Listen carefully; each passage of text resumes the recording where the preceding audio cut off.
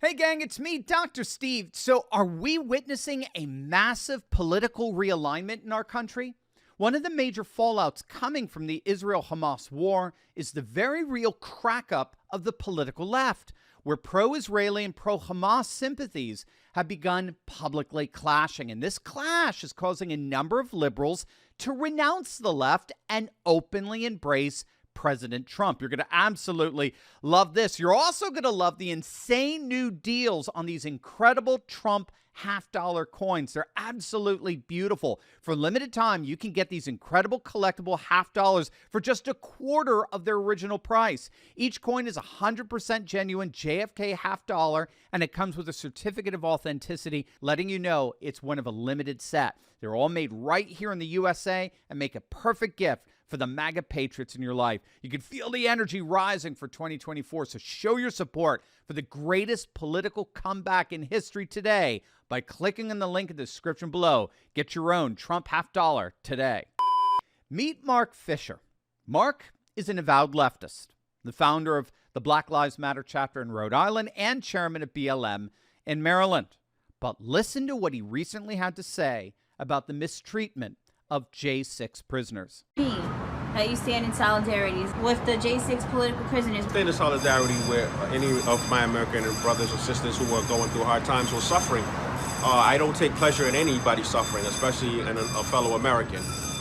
So standing in solidarity with them means to me helping them, standing hand in hand with them, and putting all biases aside, all political respective boxes, all political parties and partisanship aside, ideologies aside, because the future is collaboration and the future is allyship. That's right. You just heard that with your own ears. And he's gone beyond just speaking up for the mistreatment of J6 prisoners. He's now publicly endorsed President Trump. And again, he's not alone. Former New York Times reporter and self-proclaimed liberal Bari Weiss has just written a scathing critique of her fellow leftists, a critique that went so far as to publicly declare a mea culpa for her denunciation of President Trump. She writes, quote, "As a Democrat who's been left homeless, who's now definitely in the center, but probably leaning increasingly right, I'm left yet again with an appreciation, despite the messenger, of the message of the Trump administration, because what those guys did was pretty incredible in hindsight. So much of the work that happened in that Trump administration turns out to have been right. And that's what's so frustrating for me. The work on the border wall, we didn't like the messenger, so we killed the message. Turned out it was right.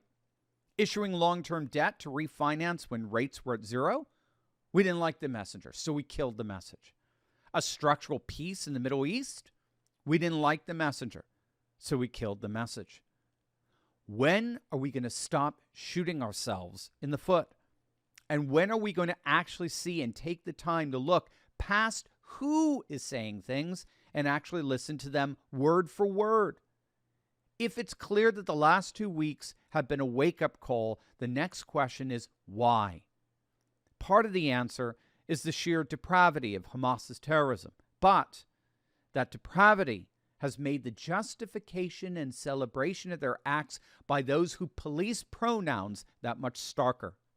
The contradictions and moral bankruptcy of a worldview that spends years worrying about microaggressions and tone policing, but can't decide what side it's on after the beheading of babies, aren't exactly difficult to spot. To put it another way, when Black Lives Matter organizations are lionizing Islamist terrorists by posting a paraglider logo, you'd be a fool not to reassess things. The events of the last week have shattered the illusion that wokeness is about protecting victims and standing up for persecuted minorities. This ideology is and always has been about the one thing many of us have told you it's about for years: power. And after the last 2 weeks, there can be no doubt about how these people will use any power they seize. They will seek to destroy in any way they can those who disagree. Now, what Bari Weiss just said there fits very, very well with the concept we talk about on this channel called feudalization, where our society is increasingly resembling the kind of caste system akin to the class structure of the Middle Ages. So at one level, we've got a massive amount of power and wealth being accumulated and centralized in the hands of very few people, made up of billionaires and bureaucrats, a very small minority.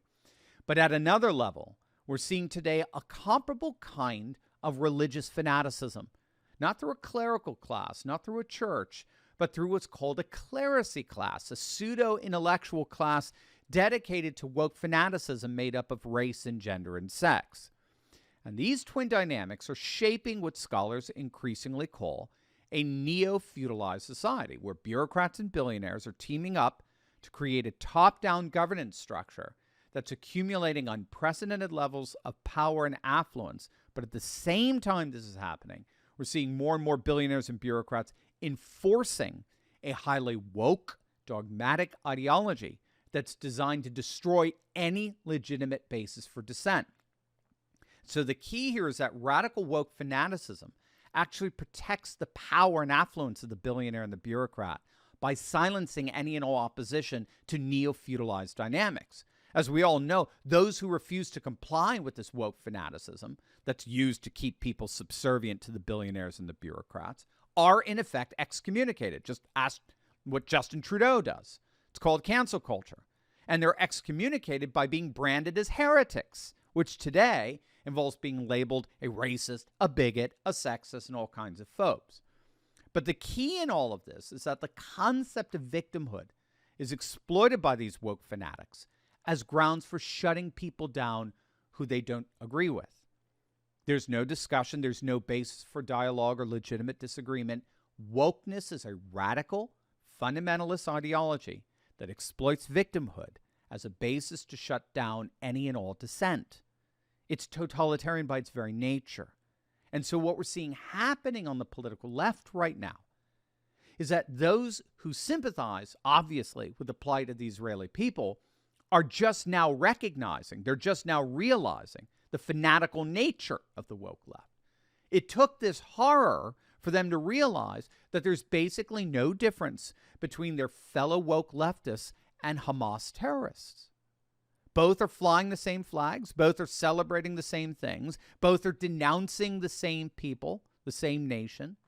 And to say that the events that have transpired over the last several days have been utterly shocking for many on the political left, that would be an understatement.